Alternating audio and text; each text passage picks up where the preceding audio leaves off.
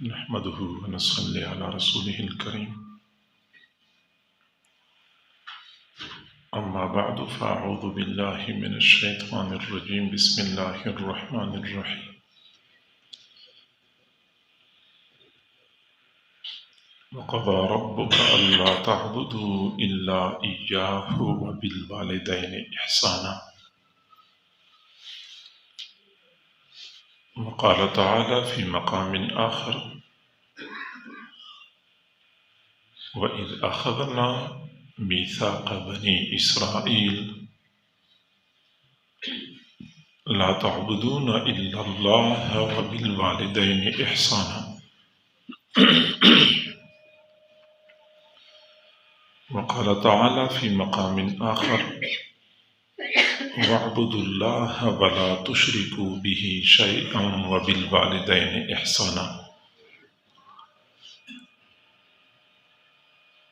وقال رسول الله صلى الله عليه وسلم: ألا أنبئكم بأكبر الكبائر الإشراك بالله وعقوق الوالدين واليمين الغموس، أو كما قال عليه الصلاة والسلام. صدق الله العظيم وصدق رسوله النبي الكريم، ونحن على ذلك لمن الشاهدين والشاكرين، والحمد لله رب العالمين. اللهم صل على سيدنا محمد وعلى آل سيدنا محمد وبارك وسلم.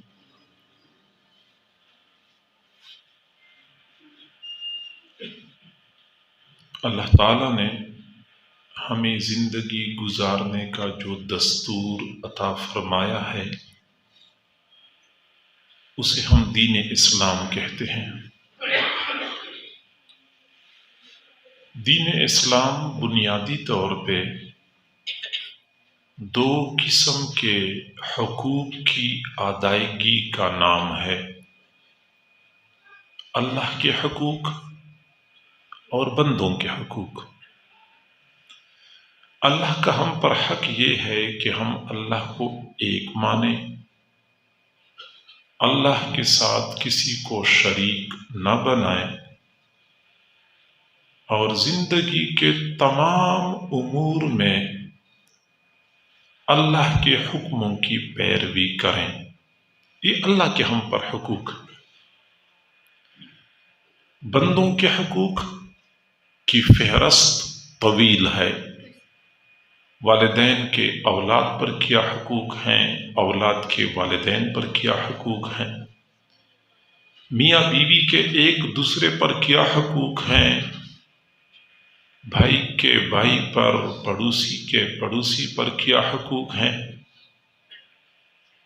یہ ایک طویل فہرست ہے جو ایک نشست میں بیان نہیں کی جا سکتی۔ البتہ اتنی سی بات سمجھنی چاہیے کہ اللہ تعالی کے حق کے بعد بندوں کے حقوق میں سے سب سے زیادہ اہمیت والدین کے حق کی ہے۔ ہم قرآن پاک کا مطالعہ کرتے ہیں، احادیث نبویہ میں پڑھتے ہیں، جا بجا اللہ کے حق کے بعد والدین کے حقوق کی طرف بندوں کو متوجہ کیا گیا ہے۔ وَقَضَى رَبُّكَ أَلَّا تَعْبُدُوا إِلَّا إِيَّاهُ، یہ آپ کے رب کا حکم ہے کہ اللہ کے سوا کسی کی عبادت نہیں کرنی۔ وَبِالْوَالِدَيْنِ إِحْسَانًا، والدین کے ساتھ اچھا سلوک کرنا ہے۔ تو اللہ کے حق کے بعد متصلاً والدین کے حق کا تذکرہ فرمایا۔ وَاعْبُدُوا اللَّهَ وَلَا تُشْرِكُوا بِهِ شَيْئًا، تم اللہ کی عبادت کرو، اللہ کے ساتھ کسی چیز کو شریک نہ بناؤ۔ وَبِالْوَالِدَيْنِ إِحْسَانًا، والدین کے ساتھ اچھا سلوک کرو۔ یہاں پہ بھی اللہ کے حق کے بعد متصلاً والدین کے حق کا تذکرہ فرمایا۔ بلکہ صرف یہ نہیں کہ ہماری ملت میں، ہمارے دین میں یہ حکم ہے، بلکہ سابقہ ادیان میں بھی یہی ترتیب تھی کہ اللہ کے حق کے بعد سب سے زیادہ اہمیت والدین کے حق کی سمجھی جاتی تھی۔ بنی اسرائیل سے اللہ نے باقاعدہ اس بات کا عہد لیا تھا، وعدہ لیا تھا، وَإِذْ أَخَذْنَا مِيثَاقَ بَنِي إِسْرَائِيلَ، ہم نے بنی اسرائیل سے وعدہ لیا تھا، لا تعبدون الا اللہ، تم نے اللہ کے سوا کسی کی عبادت نہیں کرنی، وَبِالْوَالِدَيْنِ إِحْسَانًا، والدین کے ساتھ اچھا سلوک کرنا ہے۔ تو بنی اسرائیل سے اسی بات کا وعدہ لیا گیا تھا، اللہ نے اپنے حق کا مطالبہ کیا، پھر اس کے بعد متصلاً والدین کے حق کا مطالبہ کیا۔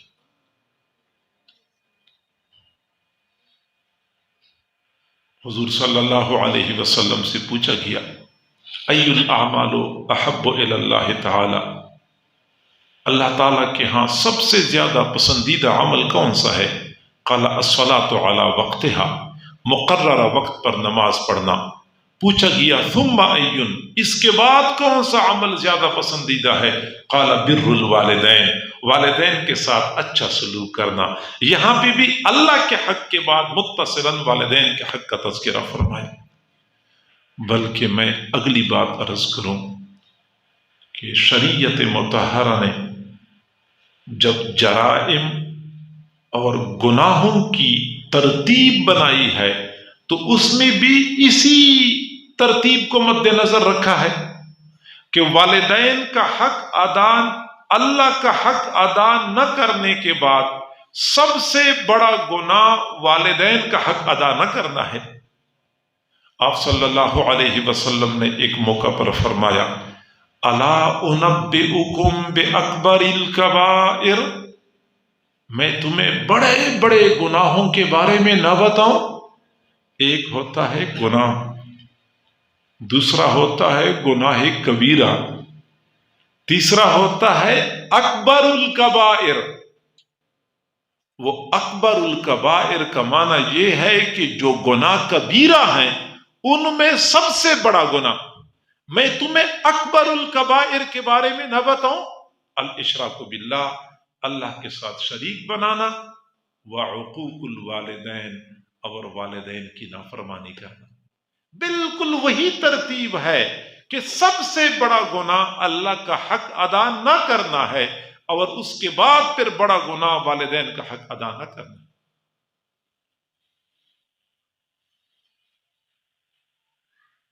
شریعت مطہرہ نے والدین کے حقوق کو اہمیت دی ہے۔ نہ صرف یہ کہ والدین کا حق ادا کرنا بندے پر لازم ہے، بلکہ والدین کے ساتھ ادنا درجے کا احسان اور بھلائی بندے کو روحانیت کے اعلیٰ مراتب پہ پہنچا دیتا ہے۔ ادنا درجے کا احسان، آپ اندازہ لگا سکتے ہیں، والد صاحب کو پانی پیش نہیں کیا، چائے پیش نہیں کی ہے، والد صاحب کے پاؤں نہیں دبائے، صرف والد صاحب کے چہرے پر ایک مرتبہ محبت کی نظر ڈالی، اللہ تعالیٰ ایک قبول حج اور ایک قبول عمرے کا ثواب عطا فرما دیتے۔ یعنی ایک حج کی ادائیگی پر بندہ روحانیت کے جن مراتب پر پہنچتا ہے، والد صاحب والدہ کے چہرے پر ایک مرتبہ محبت کی نظر ڈالنے پہ اتنا اجر ملتا ہے۔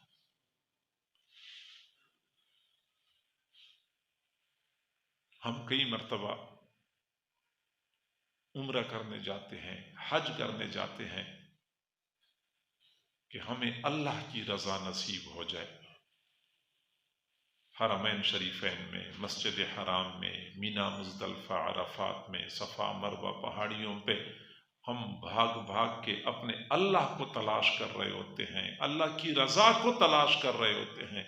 یقیناً وہاں پہ اللہ ملتا ہے، لیکن ہمیں پھر یہ یاد نہیں رہتا کہ ہمارے گھر میں والد کی صورت میں والدہ کی صورت میں اللہ نے جو رحمتوں اور برکتوں کا خزانہ ہمیں عطا فرمایا ہے، یہی والد یہ میرے لیے بیت اللہ بھی ہیں، میرے لیے حجر اسود بھی ہیں، یہ میرے لیے صفا مروہ بھی ہیں، یہ میرے لیے مینا مزدلفہ عرفات بھی ہیں۔ طواف نہیں کرنا پڑتا، صرف ایک مرتبہ محبت کی نظر سے دیکھنے پہ وہ ثواب مل جاتا ہے جو مینا اور مزدلفہ اور عرفات اور صفا مروہ کے درمیان بھاگ بھاگ کے مشقتیں اٹھانے پر ملتا ہے۔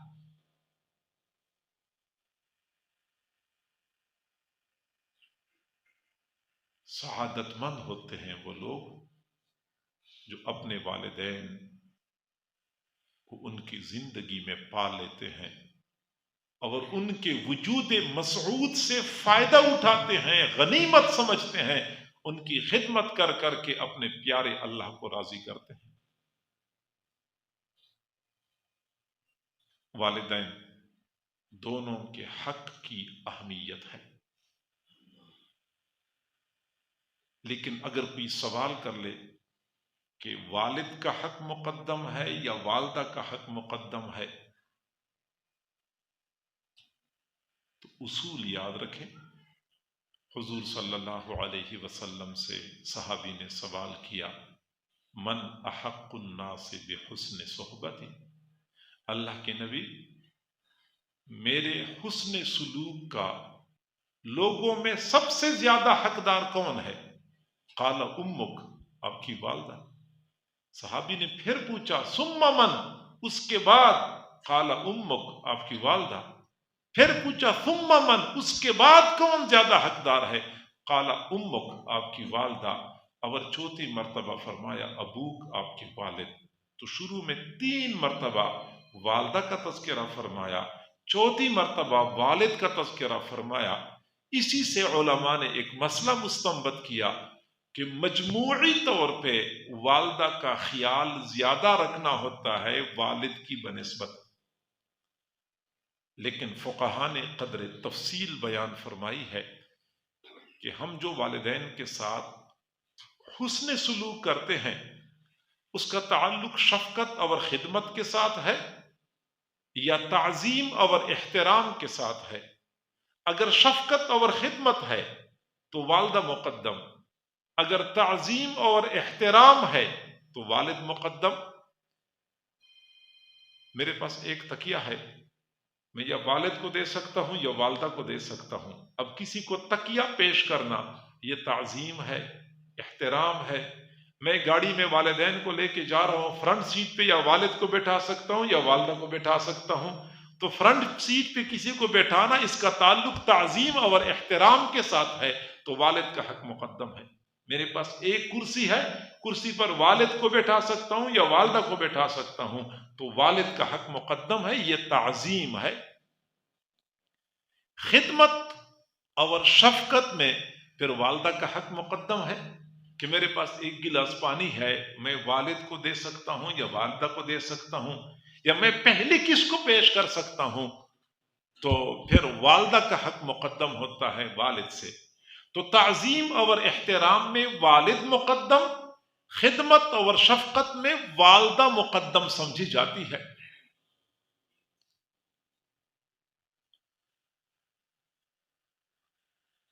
اور اگر ہم قرآن مجید کا مطالعہ کرتے ہیں تو ہم پر یہ حقیقت کھل جاتی ہے کہ حضرات انبیاء کرام نے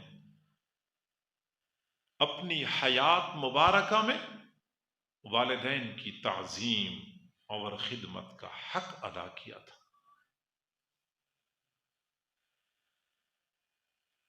والدین کے ہم پر بنیادی طور پہ 3 بڑے حقوق ہیں۔ پہلا حق احترام اور تعظیم، دوسرا حق اطاعت اور فرمان برداری، تیسرا حق ان کی خدمت۔ تعظیم، اطاعت اور خدمت یہ والدین کے 3 بڑے حقوق ہیں۔ تعظیم اتنی کہ والدین بوڑھے ہو گئے، کئی مرتبہ بڑھاپے میں سوچ سمجھ کی صلاحیتیں کم ہو جاتی ہیں، تو بندی کی باتیں ایسی ہوتی ہیں کہ جو عقل سے بالا تر ہوتی ہیں، تو والدین کو یہ بات، اولاد کو یہ بات بہت ناگوار گزرتی ہے۔ کئی مرتبہ اس ناگواری کے عالم میں اپنے والدین کی شان میں گستاخی شروع کر دیتے ہیں۔ اللہ رب العزت چونکہ لوگوں کی نفسیات سے واقف ہے، اس لیے فرمایا اما یبلغن عندک الکبر احدہما او کلاہما فلا تقل لہما اف۔ والدین دونوں بڑھاپے کی حالت کو پہنچے، ان میں سے ایک بڑھاپے کی حالت کو پہنچا تو ان کی کچھ کام یا ان کی کچھ باتیں ایسی ہوتی ہیں جو آپ کو ناگوار گزرتی ہیں، پھر بھی فلا تقل لہما اف، اف قدر کی ناگواری کا اظہار بھی نہ کیا کرو۔ حضرت علی رضی اللہ تعالی عنہ فرماتے ہیں کہ اگر والدین کی بے ادبی کا اف سے کم درجہ بھی کوئی ہوتا، اللہ تعالیٰ اس کو بھی حرام کر دیتا۔ یعنی سب سے کم درجہ یہ ہے کہ بیٹا والدین کے سامنے اف کہے، اگر اس سے بھی کم درجہ کوئی ہوتا اللہ اس کو بھی حرام کر دیتا، اف بھی نہیں کہنا ہوتا۔ قرآن پاک میں اللہ تعالیٰ نے حضرت ابراہیم علیہ السلام کا تذکرہ فرمایا، اعلیٰ پائے کے موحد، دنیا کو توحید کا پیغام دینے والے والد آذر اعلیٰ درجے کا بت پرست، بلکہ بت تراش اور بت فروش تھا، مارکیٹ میں بت بیچا کرتا تھا، فروخت کیا کرتا تھا۔ حضرت ابراہیم علیہ السلام نے اپنے مشرک والد کو سمجھانے کی کوشش کی، لیکن قرآن پاک نے وہ جو الفاظ نقل فرمائے ہیں، حضرت ابراہیم علیہ السلام فرماتے ہیں یا اباتے یا اباتے یا اباتے۔ اباتے عربی زبان میں ایسا لفظ ہے کہ جس میں تعظیم اور شفقت دونوں عنصر پائے جاتے ہیں۔ ہائے ابا جان، ہائے ابا جان، یعنی ابا جان کہہ کے اپنے والد کو توحید کی طرف لا رہے تھے، شرک چھوڑنے کی ترغیب دے رہے تھے۔ والد ناراض، غصے میں آ کے کہنے لگے لئن لم تنتہ لارجمنک واہجرنی ملیہ، تو باز نہیں آتا میں تجھے پتھر مار دوں گا، دور ہو جا مجھ سے۔ حضرت ابراہیم علیہ السلام نے لہجہ بدل کے بات نہیں کی، انداز بدل کے بات نہیں کی، والد مشرک تھا۔ ابراہیم علیہ السلام کہنے لگے سلام علیک سأستغفر لک ربی انہ کان بی حفیہ۔ ابا جان میں پھر بھی کہتا ہوں کہ آپ کو سلام ہو، آپ کو سلام ہو، میں اپنے رب سے آپ کے لیے مغفرت مانگوں گا، کیونکہ میرا رب مجھ پہ شفقت کرنے والا ہے، میری دعاؤں کو قبول کرتا ہے۔ لہجہ بدل کے بات نہیں کی۔ آج کئی مرتبہ والدین بیچارے نماز نہیں پڑھتے یا کوئی اور دین کے اعتبار سے کمزوری پائی جاتی ہے۔ جوان العمر بیٹا جماعت میں چلا گیا، چند دن لگا لیے، دین کا شوق ذوق پیدا ہو گیا، کسی اللہ والے کے ہاتھ پہ بیعت ہو گیا، زندگی میں تبدیلی آئی، یا مدرسے میں پڑھنا شروع کر دیا، تھوڑا سا نیک بن گیا، تو ایسے نیک نوجوان اپنے والدین کی گستاخی کو کار ثواب سمجھتے ہیں، ثواب سمجھ کے اپنے والدین کی شان میں گستاخی کرتے ہیں، تو ایسا ہے اور تو ایسا ہے اور تم ایسے ہو اور تم نماز نہیں پڑھتے تو یعنی والدین ٹھیک ہے، والدین نماز نہیں پڑھتے، ان کو نماز پڑھنی چاہیے، والدین میں اور کمزوریاں پائی جاتی ہیں، دین کے اعتبار سے کمزوری نہیں ہونی چاہیے، لیکن کسی کا والد اتنا برا تو نہیں ہو سکتا جتنا ابراہیم علیہ السلام کا والد برا تھا، اور کوئی نوجوان اتنا نیک تو نہیں بن سکتا جتنا ابراہیم علیہ السلام نیک تھے۔ ابراہیم علیہ السلام اعلیٰ پائے کے موحد اور پیغمبر ہونے کے باوجود اپنے مشرک والد کے ساتھ کس انداز سے بات کرتے ہیں، یا اباتے یا اباتے، اور آخر میں کہتے ہیں سلام علیک۔ یہاں تو نوجوانوں کو جب دینداری کا جوش چڑھ جاتا ہے تو والدین کو پتہ نہیں مسلمان سمجھتے ہیں یا نہیں سمجھتے، اس انداز سے بے باکی کے ساتھ والدین سے گفتگو کر رہے ہوتے ہیں، تو اجتناب کرنا چاہیے۔ تو ابراہیم علیہ السلام کا تذکرہ قرآن پاک میں موجود ہے، پھر حضرت اسماعیل علیہ السلام کا تذکرہ قرآن میں موجود ہے کہ جب ابا جان نے فرمایا یا بنیا انی ارا فی المنام انی اذبحک فانظر ماذا ترى. باپ نے کہا بیٹا میں نے خواب دیکھا ہے کہ آپ کو میں ذبح کر رہا ہوں، آپ بتائیے آپ کی کیا رائے ہے، کیا رائے ہے. مفسرین فرماتے ہیں کہ ابراہیم علیہ السلام کا یہ مقصد نہیں تھا کہ آپ مانتے ہیں تو ذبح کرتا ہوں، نہیں مانتے تو ذبح نہیں کرتا. نہیں، ابراہیم علیہ السلام کا مقصد یہ تھا کہ مانتے ہیں تو ماننے والوں جیسا سلوک کروں گا، نہیں مانتے تو نہ ماننے والوں جیسا سلوک کروں گا. میں نے اپنے رب کا حکم پورا کرنا ہے. فرمان بردار تابعدار بیٹا تھوڑی دیر کے لیے تردد کا مظاہرہ نہیں کیا. مجھے سوچنے دو، مجھے مشورہ کرنے دو، میں پہلے امی سے بات کر لوں. ایک لمحے کے لیے بھی تردد اور تأمل کا مظاہرہ نہیں کیا. قال یا ابت افعل ما تؤمر ستجدنی انشاء اللہ من الصابرین. وہ فیضان نظر تھا یا کہ مکتب کی کرامت تھی؟ وہ فیضان نظر تھا یا کہ مکتب کی کرامت تھی؟ سکھائے کس نے اسماعیل کو آداب فرزندی؟ تو یہ پیغمبر تھے، اپنے والد کے ساتھ ان کا انداز کیسے تھا؟ پھر قرآن پاک میں حضرت یحییٰ علیہ السلام کا تذکرہ موجود ہے. اللہ تعالیٰ نے خاص طور پہ فرمایا وَبَرًّا بِوَالِدَيْهِ. حضرت یحییٰ علیہ السلام اپنے والدین کے ساتھ اچھا سلوک کرنے والے تھے. قرآن پاک میں حضرت یوسف علیہ السلام کا تذکرہ موجود ہے کہ جب وہ مصر کے بادشاہ بنے، والدین کنعان سے مصر آئے تھے اپنے بیٹے سے ملنے کے لیے. حضرت یوسف علیہ السلام تخت پر بیٹھے تھے، والدین آئے اور نیچے بیٹھ گئے. حضرت یوسف علیہ السلام تخت سے نیچے اترے، والدین کو لیا اور اپنے ساتھ تخت پر بیٹھایا. اللہ تعالیٰ کو ان کا یہ انداز اتنا پسند آیا، قرآن پاک میں تذکرہ فرمایا وَرَفَعَ أَبَوَيْهِ عَلَى الْعَرْشِ. حضرت یوسف علیہ السلام نے والدین کو اپنے ساتھ تخت پر بٹھایا. حضرت عیسیٰ علیہ السلام کا تذکرہ موجود ہے قرآن پاک میں کہ جب بغیر باپ کے پیدا ہوئے. حضرت مریم علیہ السلام عفیفہ اور پاکدامن خاتون تھی، نہ کسی مرد سے ملاقات ہوئی تھی، نہ نکاح ہوا تھا، نہ زنا ہوا تھا. حمل ٹھہر گیا، حیران پریشان، یا اللہ لوگ پوچھیں گے میں کیا جواب دوں گی، میرے پاس لوگوں کو جواب دینے کے لیے کچھ بھی نہیں ہے. وقت گزرتا گیا، جب بچے کی ولادت کا وقت قریب آیا، حضرت مریم علیہ السلام کے لیے آبادی میں ٹھہرنا دشوار ہو گیا. نکل گئی دور جنگل کی طرف. جنگل میں اللہ کا امر آ پہنچا، بچہ پیدا ہو گیا.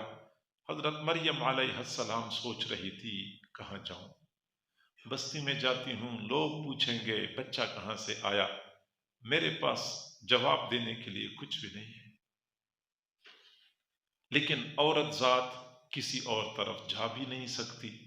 آخر کار فیصلہ کر دیا کہ جو کچھ بھی ہے، جانا تو میں نے بستی کی طرف ہے.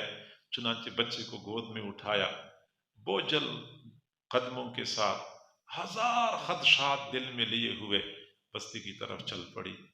بستی کے لوگوں کو پتہ چلا، وہ لوگ گھروں سے باہر نکل آئے، دور سے کہنے لگے یا اخت ہارون ما کان ابوک امرأ سوء وما کانت امک بغیہ. اے ہارون علیہ السلام کی بہن، نہ تو آپ کا باپ برا آدمی تھا، نہ ماں بدکار بد کردار تھی. یہ آپ نے کیا، یہ آپ نے کیا. یا اخت ہارون، حضرت ہارون علیہ السلام کا تذکرہ کیا. سمجھانا مقصود ہے کہ جب بہن کوئی غلط قدم اٹھاتی ہے تو بھائیوں کے سر شرم سے جھک جاتے ہیں. یا اخت ہارون ما کان ابوک امرأ سوء وما کانت امک بغیہ. فاشارت الیہ. حضرت مریم علیہ السلام نے بچے کی طرف اشارہ کیا. مجھ سے نہ پوچھو، بچے سے پوچھو بچہ کیا جواب دیتا ہے. قالوا کیف نکلم من کان فی المہد صبیا. آج کے دن پیدا ہونے والا بچہ ہم سے کیا بات کر سکتا ہے، ہم اس سے کیا پوچھ سکتے ہیں. قال انی عبد اللہ حضرت عیسیٰ علیہ السلام بول پڑے میں اللہ کا بندہ ہوں، آتانی الکتاب وجعلنی نبیا، اللہ نے مجھے کتاب دی ہے، اللہ نے مجھے نبی بنایا ہے، وجعلنی مبارکن اینما کنتو، اللہ نے مجھے برکت والا بنایا ہے، جہاں کہیں بھی میں ہوں گا میں برکت والا ہوں گا، وَأَوْصَانِي بِالصَّلَاةِ وَالزَّكَاةِ مَا دُمْتُ حَيًّا، میرے اللہ نے مجھے نماز کا حکم دیا ہے، زکوٰۃ کا حکم دیا ہے، میں جب تک زندہ رہوں گا، وَبَرًّا بِوَالِدَتِي، میرے اللہ نے مجھے والدہ کے ساتھ اچھا سلوک کرنے کا حکم دیا ہے۔ حضرت عیسیٰ علیہ السلام اپنی پیدائش کے پہلے دن اعلان فرماتے ہیں کہ میرے اللہ نے مجھے حکم دیا ہے کہ والدہ کے ساتھ اچھا سلوک کرنا ہے۔ تو حضرت عیسیٰ علیہ السلام کا تذکرہ قرآن میں موجود، حضرات انبیاء کرام اپنے والدین کے ساتھ کیا اچھا سلوک کرنے والے تھے۔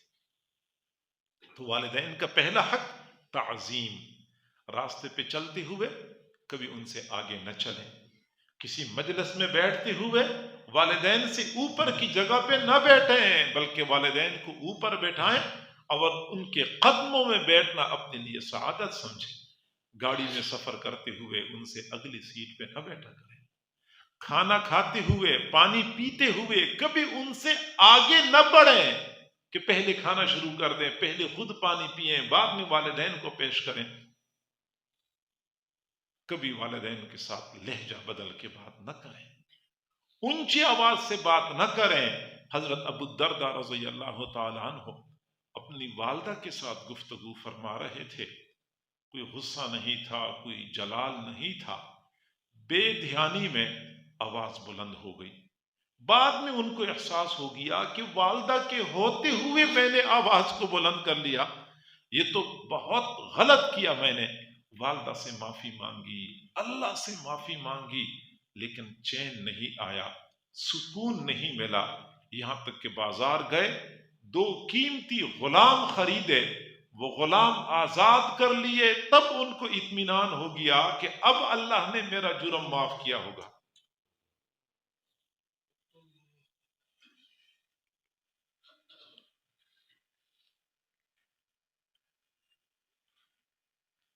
تعظیم، یہ والدین کا پہلا حق۔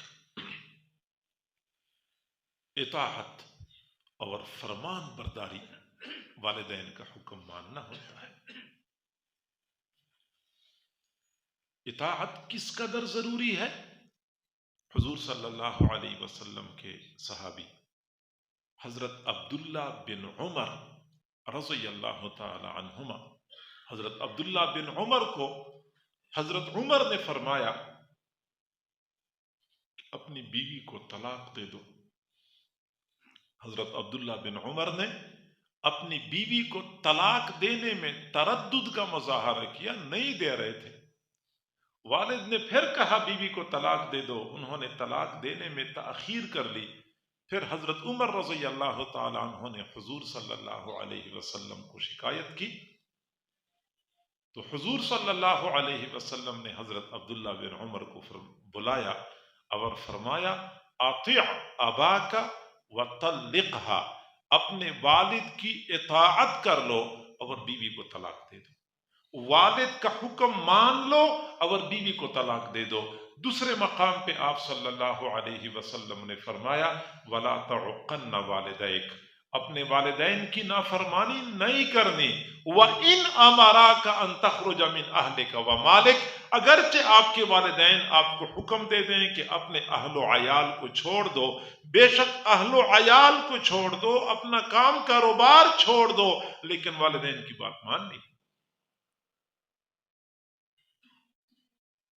یہ تو آپ صلی اللہ علیہ وسلم نے فرمایا۔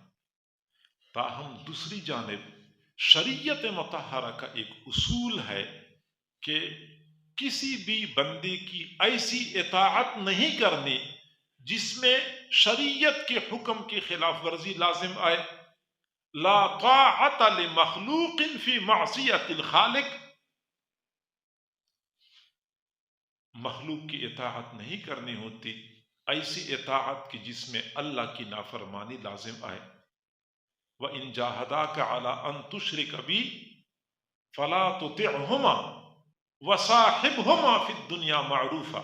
فرمایا کہ اگر آپ کے والدین آپ کو مجبور کریں کہ آپ میرے ساتھ کسی کو شریک ٹھہرائیں تو والدین کی بات نہیں ماننی۔ اچھا والدین کی بات تو نہیں ماننی، آگے چونکہ والدین مجھے کہتے ہیں کہ تم مشرک بن جا تو میں پھر والدین کے ساتھ کیسے سلوک کروں؟ فرمائے وَصَاحِبْهُمَا فِي الدُّنْيَا مَعْرُوفًا، پھر بھی دنیا میں اس کے ساتھ اچھا سلوک کرنا ہے۔ والدین کی وہ بات نہیں ماننی جس میں اللہ کے حکم کے خلاف ورزی ہو۔ اب ذرا تفصیل سمجھ لیں کہ کئی مرتبہ والدین بیٹے سے کہتے ہیں کہ اپنی بیوی کو طلاق دے دو، تو بیٹا کیا کرے، بیوی کو طلاق دے یا نہ دے؟ فقہا نے کچھ اصول بتائے ہیں۔ سمجھ لیں کہ والدین جو اپنے بیٹے سے کہتے ہیں کہ بیوی کو طلاق دے دو، وہ کیوں کہتے ہیں، وجہ کیا ہے؟ کبھی تو وجہ یہ ہوتی ہے کہ بیوی بے دین ہوتی ہے، نماز نہیں پڑھتی، پردے کا اہتمام نہیں کرتی، اپنی عزت اور عصمت کا خیال نہیں رکھتی، تو اس خاوند کے والدین بیچارے پریشان ہوتے ہیں کہ ہمارے گھر میں یہ کیا چیز آ گئی، ہم تو اچھے خاصے دیندار لوگ ہیں، شریف لوگ ہیں، یہ تو گویا کہ والدین کو اپنی بہو کی بے دینی پسند نہیں ہوتی اور وہ کہتے ہیں کہ یہ بے دین چیز ہمارے گھر سے نکل جائے، تو بیٹے پر لازم ہے کہ اپنی والدین کی بات مان لے اور بیوی کو طلاق دے دے۔ ایک صورت تو یہ ہوتی ہے۔ کبھی اس کا الٹ ہو جاتا ہے کہ بہو دیندار بہت ہے، ایک تو وہ پردہ کرتی ہے، دوسرا یہ کہ وہ نماز اہتمام سے پڑھتی ہے، اور خاوند کے والدین یعنی سسر اور ساس سے اپنی بہو کی یہ دینداری برداشت نہیں ہوتی، ہر وقت مصلی پہ بیٹھے ہوتی ہے، ہمارا داماد آتا ہے تو اس سے پردہ کرتی ہے، تو ہمارا فلاں آ گیا تو اس سے پردہ کرتی ہے، اس نے تو ہمارے گھر کا سارا نظام ہی خراب کر دیا۔ یہ کیا قدامت پرست اور آثار قدیمہ ہمارے گھر میں آ گئے، تو ان سے اپنی بہو کی دینداری برداشت نہیں ہوتی، اس لیے بیٹے سے کہتے ہیں کہ بیوی کو طلاق دے دو، تو اس حال میں بیٹے کے لیے جائز ہی نہیں ہے کہ وہ اپنی بیوی کو طلاق دے۔ تیسری صورت یہ بن جاتی ہے کہ اس میں دینداری اور بے دینی کا عمل دخل نہیں ہوتا، بات صرف ہوتی ہے گھریلو لڑائی جھگڑوں کی، جس طرح کے عام گھروں میں ہوتا ہے، نہ اس میں دینداری پر اعتراض ہوتا ہے، نہ بے دینی کی پرواہ ہوتی ہے۔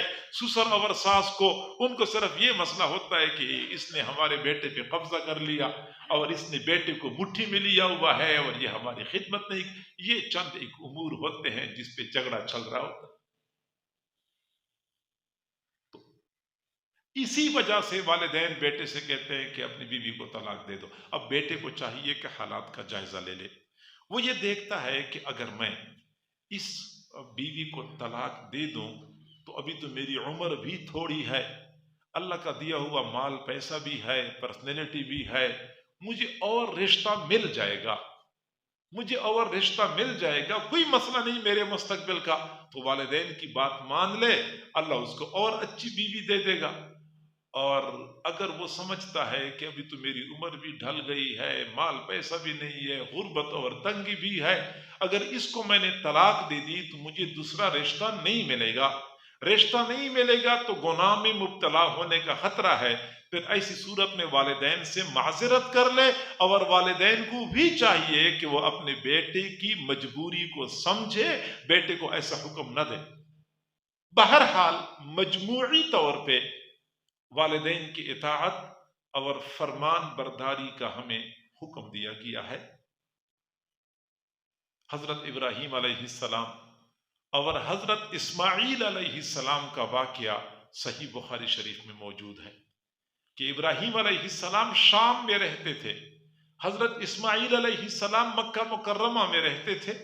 حضرت ابراہیم علیہ السلام کو خیال آیا کہ میں مکہ مکرمہ میں جا کے اپنے بیٹے کے حالات معلوم کروں کہ وہ کس حال میں ہیں، تو آئے مکہ مکرمہ میں، لوگوں سے پوچھا، ان کے گھر کا، لوگوں نے گھر کا بتا دیا، تو حضرت ابراہیم علیہ السلام اپنے بیٹے کے گھر میں گئے تو بہو سے ملاقات ہوئی، حضرت اسماعیل علیہ السلام گھر میں موجود نہیں تھے، پوچھا کہ آپ کے خاوند کہاں ہیں، جواب دیا کہ وہ تو شکار کرنے کے لیے گئے ہیں، تو حضرت ابراہیم علیہ السلام نے پوچھا کہ آپ لوگوں کی زندگی کیسے گزر رہی ہے، تو بہو نے کہا بہت تنگی میں، بہت شدت میں گزر رہی ہے، کھانے کو کچھ نہیں ملتا، بڑے پریشان ہیں۔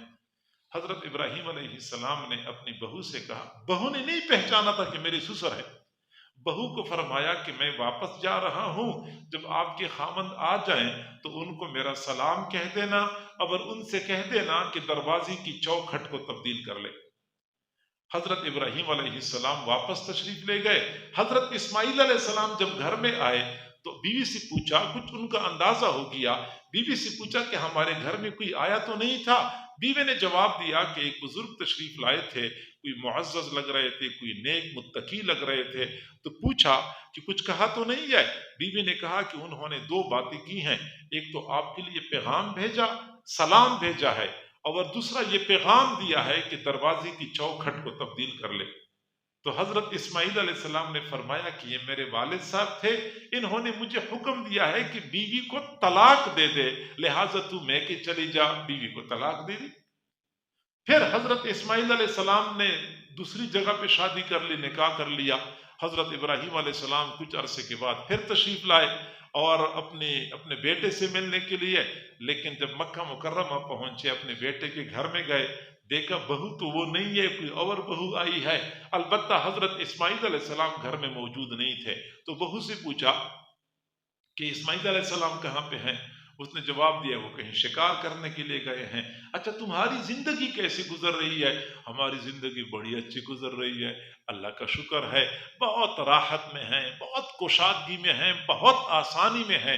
اچھا میں تم آیا تھا ملنے کے لیے، لیکن واپس جا رہا ہوں، اور جب آپ کے خامند آ جائیں ان کو میرا سلام کہہ دینا، اور ان سے کہہ دینا کہ دروازے کی چوکھٹ کو برقرار رکھے، دروازے کی چوکھٹ کو برقرار رکھے۔ پھر حضرت اسماعیل علیہ السلام آئے تو بیوی نے ایک تو ابراہیم علیہ السلام کا سلام پہنچایا، اور ساتھ یہ بھی کہہ دیا کہ بزرگ آئے تھے، وہ کہہ رہے تھے کہ دروازے کی چوکھٹ کو برقرار رکھے۔ فرمایا جی ہاں یہ میرے خامن تھے، اور انہوں نے مجھے حکم دیا ہے کہ بیوی کو طلاق نہیں دینی، بیوی کو برقرار رکھنا ہے۔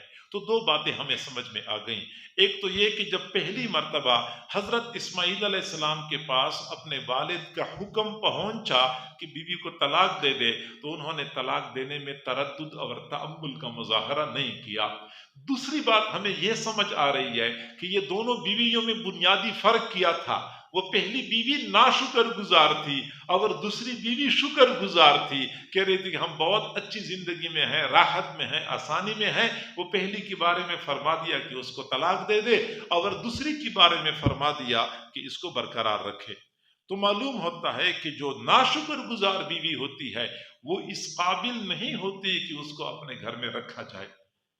تاہم اتنی سی بات ہے کہ حضرت اسماعیل علیہ السلام نے اپنے والد کا حکم ماننے میں تردد کا مظاہرہ نہیں کیا، یہ ہے اطاعت۔ اور اگلا حق ہے خدمت۔ خدمت، جسمانی خدمت، والدین کے پاؤں دبانا، سر پہ تیل لگانا، یہ جسمانی خدمت ہے۔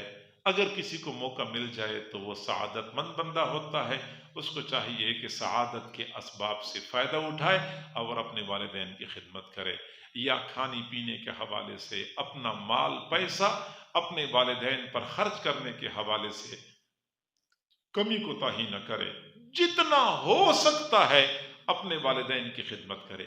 کتنی خدمت کرنی چاہیے؟ حضرت عبداللہ بن عمر رضی اللہ تعالی عنہما مکہ مکرمہ تشریف لائے، حج ادا کر لیا۔ حج کے بعد ایک آدمی ملا اور کہنے لگا کہ آپ صحابی رسول ہیں؟ فرمایا جی ہاں، مجھے اللہ تعالیٰ نے یہ سعادت نصیب فرمائی ہے۔ اس آدمی نے کہا کہ میرا ایک سوال ہے، میں خراسان سے آیا ہوں حج کرنے کے لیے، خراسان سے آیا ہوں حج کرنے کے لیے۔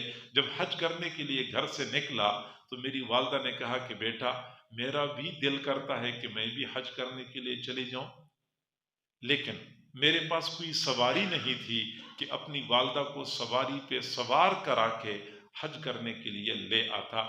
والدہ کی چاہت بہت تھی، تو میں نے والدہ سے کہا کہ امی میں کوشش کرتا ہوں کہ آپ کی یہ چاہت پوری ہو جائے۔ چنانچہ میں نے اپنی والدہ کو کندھے پہ سوار کرایا، خراسان سے یہاں تک لے کے آیا ہوں، اور پھر میں نے یہاں پہ والدہ کو سواری کی حالت میں طواف کرایا، پھر مینا، مزدلفہ، عرفات کے میدانوں میں لے گیا، پھر اس کے بعد واپس لے آیا تو سعی کرائی. حج کے سارے مناسک اپنے کندھوں پہ سوار کرا کے میں نے اپنی والدہ کو کرائے ہیں، اور اس میں مجھے 6 مہینے لگے ہیں. آپ بتائیے میں نے اپنی والدہ کی خدمت کا حق ادا کیا ہے یا نہیں کیا ہے؟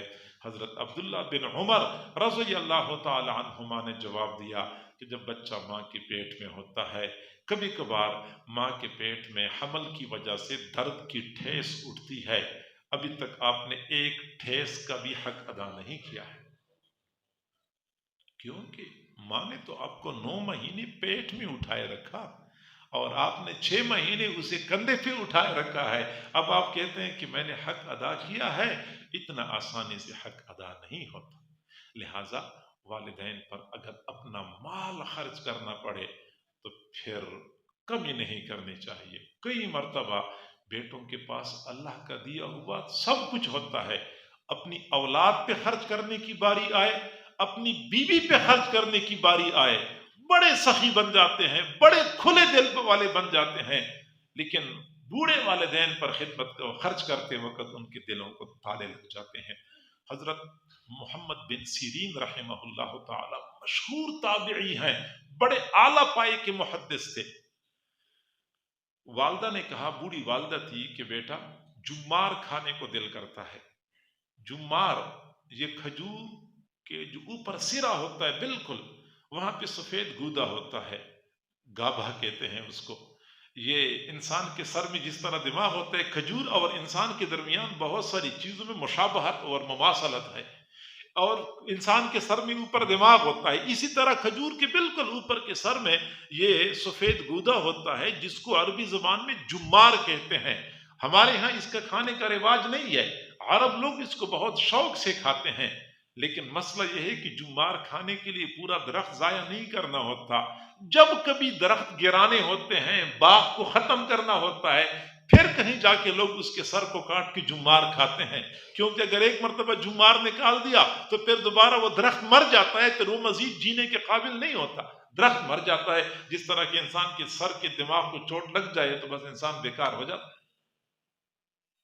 تو والدہ نے کہا کہ جمار کھانے کو دل کرتا ہے. تو ایسے موقع پہ لوگ دیکھتے ہیں کوئی ایسا بندہ ہے جو باغ ختم کر رہا ہو، درخت گرا رہا ہو، تو درخت خرید لیتے تھے کہ چلو یہ ایک درخت کا جمار ہم نے لینا ہے، ہم نے کھانا ہے، باقاعدہ بکتا تھا.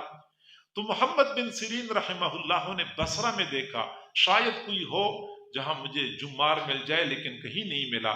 اچھا میں سیدھا درخت، تازہ درخت خرید لیتا ہوں. چنانچہ 10,000 درہم میں سودا کر لیا، اور اس زمانے میں 10,000 درہم کی قیمت 100 اونٹوں کے برابر تھی. سودا کر لیا اور درخت کاٹا، درخت کا جمار نکالا. نہیں، 1,000 درہم میں سودا کر لیا تھا. 1,000 درہم 10 اونٹوں کے برابر قیمت تھی، 10 اونٹوں کے برابر قیمت تھی. تو جب سودا کر لیا اور درخت کاٹا، جمار نکال کے والدہ کے پاس لے آئے، تو لوگوں نے کہا کہ آپ نے اتنا نادانی والا فیصلہ کر دیا، صرف جمار کی خاطر آپ نے 1,000 درہم کا نقصان کر لیا. تو محمد بن سیرین رحمہ اللہ نے فرمایا کہ یہ تو 1,000 درہم ہے، اپنی والدہ کی اس خواہش کو پورا کرنے کے لیے. اگر مجھے 10,000 درہم میں ایک درخت ملتا میں نے پھر بھی خریدنا تھا، میں نے پھر بھی خریدنا تھا. میرے بھائیوں، کئی مرتبہ ہم گھر آ رہے ہوتے ہیں تو سوچتے ہیں کہ امی کو فلاں پھل بہت پسند ہے، ابو کو فلاں پھل بہت پسند ہے، لیکن کیا کریں آج کل وہ فلاں پھل مہنگا بہت ہے، بس پھر ہم نہیں خریدتے. حالانکہ وہ کتنا مہنگا ہوتا ہے، 5 گنا مہنگا ہوتا ہوگا نا. موسم کی بغیر بے موسم کا پھل 10 گنا مہنگا ہوگا، کہ موسم میں وہ 100 روپے کلو ملتا ہے، بغیر موسم کے 1,000 روپے کلو مل جائے گا نا، 10 گنا مہنگا ملتا ہوگا. جبکہ محمد بن سیرین رحمہ اللہ نے تو 100 گنا نہیں، 1,000 گنا مہنگا درخت خرید لیا. تو والدین کی اس طرح کبھی کبھار چھوٹی چھوٹی خواہشات ہوتی ہیں، ہم تھوڑی سی کوشش کر کے ان کی خواہش کو پورا کر سکتے ہیں، خواہ وہ کھانے پینے کے حوالے سے ہو، خواہ وہ لباس کے حوالے سے ہو، خواہ وہ کمرے کی سیٹنگ کے حوالے سے ہو. تو ہمیں چاہیے کہ اپنے والدین پر اپنا مال پیسہ خرچ کرنے میں تردد کا مظاہرہ نہ کریں۔ حضور صلی اللہ علیہ وسلم نے ایک صحابی کو فرمایا تھا، صحابی نے یہی پوچھا تھا کہ اپنے والدین پر مال خرچ کرنا، یا والدین میرے مال میں سے میری اجازت کے بغیر کچھ لے لیتے ہیں تو مجھے کیا کرنا چاہیے؟ فرمایا انت و مالک لابیک، آپ بھی اپنے والد کے اور آپ کا مال بھی آپ کے والد کا، سب کچھ آپ کے والد کا ہے، تو والدین پر اپنا مال پیسہ خرچ کرنے میں تردد کا مظاہرہ نہیں کرنا چاہیے، بخل کا مظاہرہ نہیں کرنا چاہیے۔ جسمانی طور پہ خدمت کا موقع ملے تو جسمانی خدمت کرنی چاہیے۔ والدین کی خدمت یہ والدین کا ہم پر اگلا حق ہے۔ تو 3 بنیادی حقوق ہیں۔ پہلا حق والدین کی تعظیم، دوسرا حق والدین کی اطاعت، اور تیسرا حق والدین کی خدمت۔ اور سچی بات یہ ہے کہ والدین کی خدمت کی بدولت بندہ مستجاب الدعوات بن جاتا ہے۔ یہ میں فقط سنی سنائی بات نہیں کر رہا، یہ میرا اپنا مشاہدہ ہے، یہ میری اپنی سرگزشت ہے کہ جس نے والدین کی خدمت کی، جس نے والدین کو خوش کر دیا، تو اس کا مرتبہ کوئی نہیں گھٹا سکتا۔ پوری دنیا اکٹھی ہو جائے، اس کی شان، اس کا مرتبہ گھٹانے کی کوشش کرتے ہیں، اس کی ترقی میں اور اس کی بلندی میں رکاوٹ ڈالنے کی کوشش کرتے ہیں۔ جن کو والدین کی دعا لگ گئی ان کو کوئی بندہ بھی نہیں گھٹا سکتا، کوئی بندہ بھی اس کی ترقی میں رکاوٹ نہیں ڈال سکتا۔ سمجھدار ہوتے ہیں وہ لوگ، سعادت مند ہوتے ہیں وہ لوگ جو والدین کے حقوق ادا کر کے والدین کی دعائیں لیتے ہیں اور دنیا اور آخرت کی کامیابی سے ہمکنار ہوتے ہیں۔ صحیح بخاری شریف میں ایک واقعہ ذکر کیا گیا ہے۔ 3 بندے تھے، سفر کر رہے تھے بنی اسرائیل کے، ان کو صحرا میں طوفان نے اور باد و باران نے گھیر لیا۔ بارش سے بچنے کے لیے مجبوراً غار میں پناہ لینی پڑ گئی۔ غار میں گھس گئے۔ اللہ کی شان کے پہاڑ کی چوٹی سے ایک چٹان آئی اور سیدھی غار کی منہ پر فٹ ہو گئی، غار کی منہ پر منطبق ہو گئی۔ چنانچہ چٹان اتنی بڑی کہ دھکا دے کے اس کو ہٹایا نہیں جا سکتا تھا، نکلنے کا راستہ بند ہو گیا، اور ان 3 افراد کو اپنی موت بالکل یقینی نظر آئی۔ آپس میں کہنے لگے کہ ہمارے سامنے کوئی دوسرا راستہ موجود نہیں ہے، صرف ایک راستہ ہے کہ ہم اللہ کو پکاریں، اللہ کی مدد آئے گی تو پھر ہمارا مسئلہ حل ہوگا۔ ہم میں سے ہم نے جو بھی عمل کیا ہو زندگی میں، ایسا عمل جس کی قبولیت کا ہمیں زیادہ یقین ہو، اس عمل کا واسطہ دے کے اپنے اللہ سے دعا مانگنی چاہیے۔ جس عمل کی قبولیت کا زیادہ یقین ہو اس عمل کا واسطہ دے کے اللہ سے دعا مانگنی چاہیے۔ چنانچہ ان میں سے ایک بندے نے، کسی نے ایک عمل کا واسطہ دیا، اللہ سے دعا مانگی، چٹان تھوڑی سی ہٹ گئی، روشنی کی کرن نمودار ہوئی، لیکن نکلنے کا راستہ نہیں بنا تھا۔ اگلے بندے نے کسی اور نیک عمل کا واسطہ پیش کیا، تفصیل کا وقت نہیں ہے، چنانچہ دعا مانگی، چٹان اور ہٹ گئی، لیکن نکلنے کا راستہ اور ابھی تک نہیں بنا تھا۔ پھر تیسرے بندے نے دعا مانگی کہ اے اللہ، آپ کو تو پتا ہے کہ میرے بوڑھے والدین تھے اور میں اپنے والدین کی خدمت کرتا تھا، خدمت میں ایسی کرتا تھا کہ پورا دن میں بکریاں چراتا تھا، شام کے وقت بکریاں واپس لاتا تھا، دودھ نکال کے سب سے پہلے اپنے والدین کو پیش کرتا تھا، پھر اس کے بعد اپنے بچوں کو، اپنے اہل و عیال کو پیش کرتا تھا۔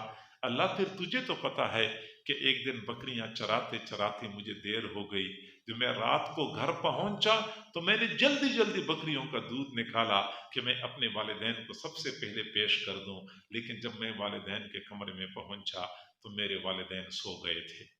اللہ، پھر تو دیکھ رہا تھا کہ میں اپنے والدین کے جاگنے کے انتظار میں کھڑا ہو گیا کہ جب یہ جاگیں گے تو میں فوری دودھ پیش کروں گا، میرے والدین کو کمزوری لاحق ہو جائے گی، پوری رات دودھ پیے بغیر کیسے گزاریں گے۔